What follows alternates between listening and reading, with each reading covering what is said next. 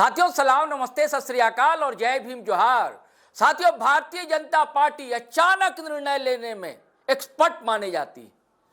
कोई सोच भी नहीं सकता है, कोई सपने में भी ये नहीं सोच सकता है कि ऐसा निर्णय आएगा। अब तक ये चर्चा चल रही थी दोस्तों कि बाबूलाल मरांडी बोरिया बिस्तर बांधने वाले हैं। बोरिया बिस्तर तो वैसे लगभग बांध ही चुके हैं और अब एक नया अध्यक्ष बनने जा रहा है, ये तय था।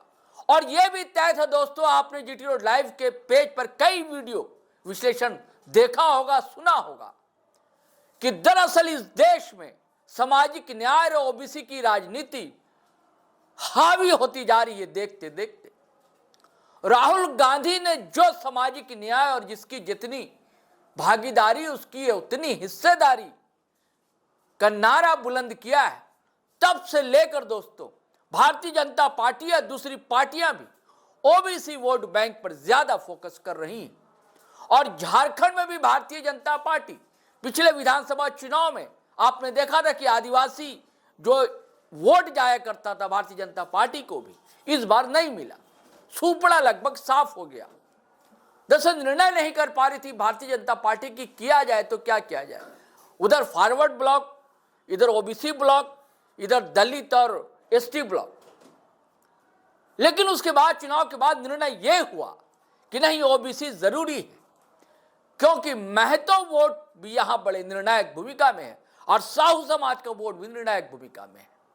हालांकि यह गेम एक बार खेल चुकी है भारतीय जनता पार्टी, रघुवर दास को सीएम बनाकर, और उसका फायदा भी मिला था, लेकिन चुनाव में नहीं मिल सका, यह बात अलग है। उसके दूसरे कारण थे दोस्तों, उस समाज ने वोट तो दिया ही दिया था। तो यह निर्णय लिया गया कि पहले तो भाई सुदेश जी को जोड़ा जाए, सुदेश महतो आसू पार्टी को, लेकिन टाइट अप फिस हो गए क्योंकि जयराम महतो और जेलकेम ने जिस तरह से बखिया उधेड़ दी थी इन लोगों की और चुनावी ग्राफ को कैसे नीचे धड़ाम से गिरा दिया था, यह सब कुछ देखा। फिर भी कोशिश की गई कि महतो समाज से किसी को आगे लाया जाए, क्योंकि कांग्रेस ने भी केशव महतो को आगे लाया, लेकिन उसका भी परिणाम अपेक्षित नहीं मिला कांग्रेस को केशव महतो को लाने का। वैसे तो परिणाम मिला, चुनावी फायदे तो मिले, लेकिन उसके कारण से नहीं मिले चुनावी फायदे। तो अब किया जाए तो क्या किया जाए भैया। लेकिन हमने कई वीडियो में बनाया था कि कोई ना कोई ओबीसी तो अध्यक्ष बनेगा दोस्तों। मैंने नीरा यादव का भी नाम लिया था, आदित्य कुमार साहू का भी नाम लिया था। हमने इनका नाम मैं भूल रहा हूं, देखिए अभी नाम, जो हजारीबाग से सांसद है उनका, हमने जायसवाल साहब है उनका मैंने नाम लिया था। और ऐसे कई नाम लिए थे, नाम तो चल रहे हैं, अभी भी चल रहे हैं। दिल्ली दरबार में लोग अपनी अपनी सिफारिशें कर रहे हैं। लेकिन इतना तो यह तय हो गया दोस्तों कि अब बाबूलाल मरांडी का जाना लगभग तय है। अब क्यों तय है देखिए, अब कैसे ओबीसी वोट बैंक को अपने जानिब करने की कोशिश में भाजपा लगी है। ताजा खबर है दोस्तों, ब्रेकिंग ही समझ लीजिए इस खबर को, वो ये है कि रविंद्र राय, हाँ, फॉरवर्ड समाज फॉरवर्ड ब्लॉक से आते थे दोस्तों।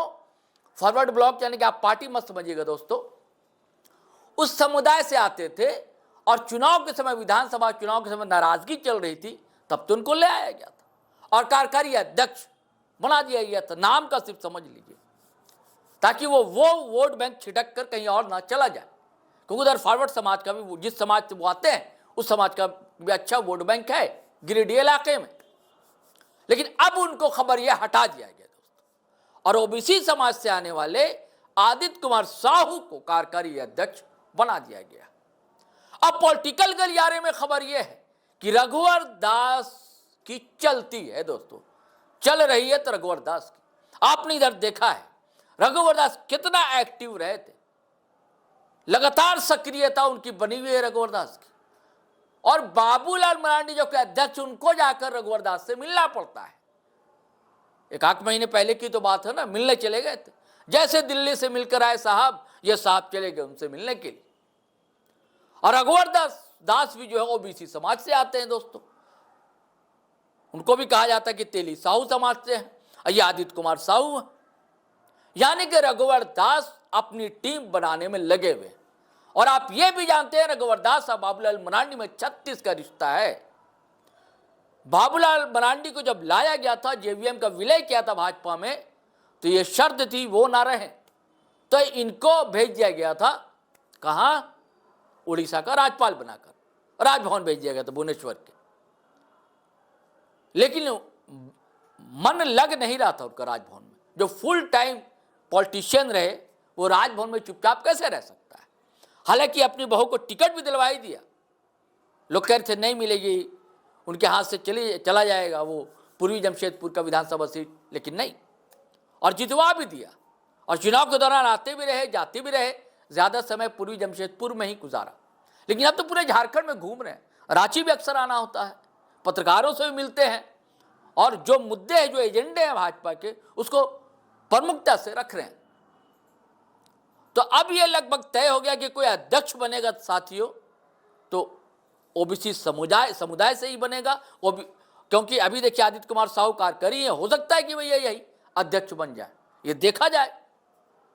भारतीय जनता पार्टी प्रयोग एक्सपेरिमेंट करने में भी तो एक्सपर्ट मानी जाती है, तो पहचान है उसकी, और अचानक कोई नाम सामने आ जाता है, ये भी आप जानते हैं। और साथियों, हो सकता है कि ये डमी हो, कहा जाता है ना, शेडो हो सकता है कि रघुवर दास के सिफारिश पर ये बने हो, और सारी कमान जो है रघुवर दास के हाथ में है।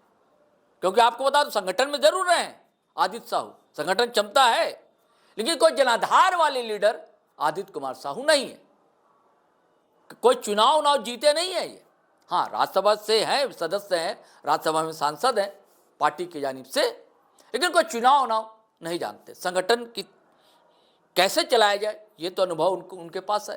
तो मैंने कहा ना, हो सकता है शेडो हो भाई, रघुवर दास के हाथ में अभी भी कमान है ही लगभग, आप देख लीजिए।